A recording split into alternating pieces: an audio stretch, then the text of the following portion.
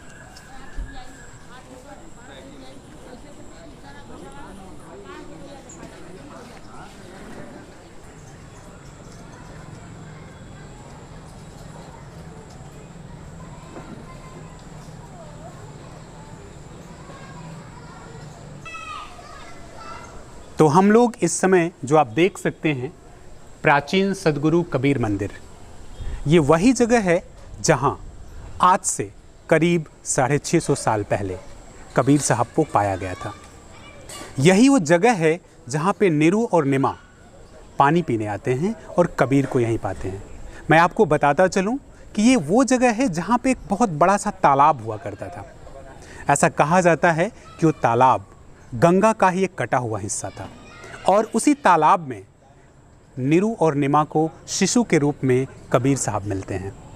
अब जब हम कबीर साहब के जन्म की बात करते हैं तो कबीर साहब के मानने वाले इस बात को अलग अलग ढंग से प्रस्तुत करते हैं।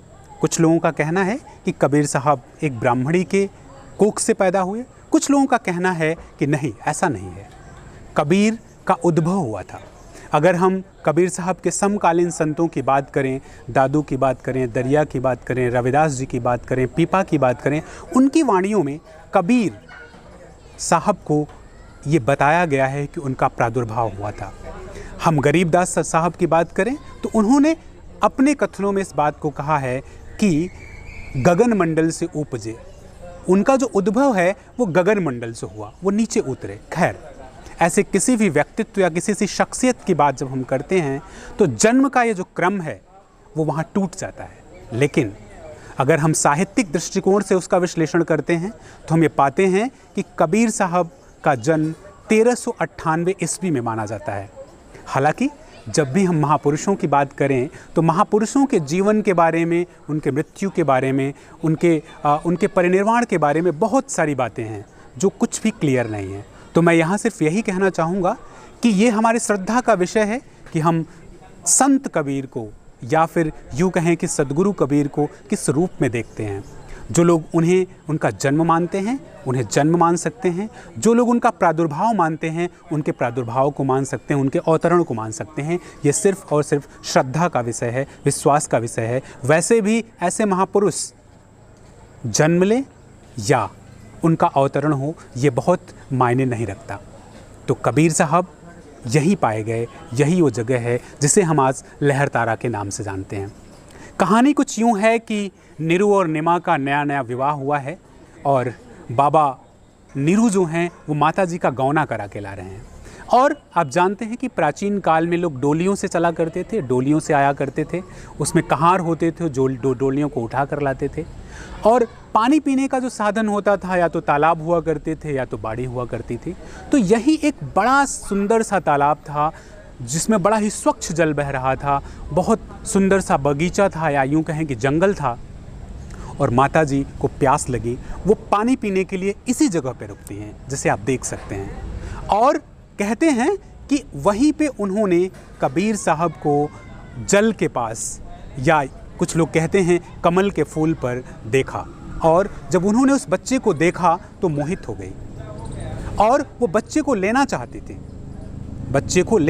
थी, लेकिन डर भी था इस बात का कि समाज क्या कहेगा, क्योंकि नया नया विवाह हुआ है, अभी तो गौना करा के ला रहे हैं। लेकिन देखें आप, इसको अलग दृष्टिकोण से देखने का प्रयास करें कि कबीर साहब को क्रांतिकारी कहा जाता है।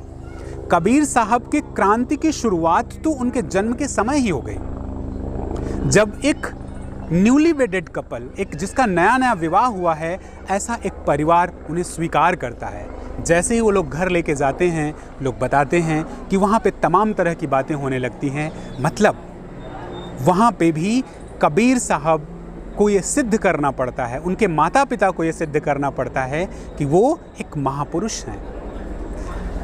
तो ये कहानी कुछ यूँ ही है, और यहाँ से लेकर के माता निमाजी और पिता नीरू जी जो है वो यहाँ से करीब 5 किलोमीटर दूर, जो आज कबीर चौरा मठ मूल गादी के नाम से प्रांगण जाना जाता है, वहाँ पे उनका पालन पोषण करते हैं, क्योंकि नीरू और निमा का वही घर हुआ करता था। एक छोटी सी कहानी और है जो ये बात बताती है। लोग कहते हैं कि यहाँ स्वामी अष्टानंद जी की समाधि हुआ करती थी, या समाधि तो आज भी है, उस समय स्वामी अष्टानंद जी यहाँ रहा करते थे, और सर्वप्रथम उन्होंने ही कबीर को देखा था, या यूं कहें कि कबीर साहब ने पहले उन्हीं को दर्शन दिया था। जो समाधि पीछे है आप देख सकते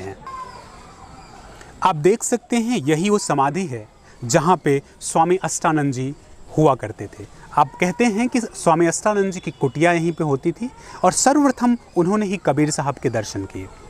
यही वो समाधि है जो आज समाधि देख सकते हैं, और यही पहले पुरुष हैं जिन्होंने कबीर साहब का दर्शन किया था।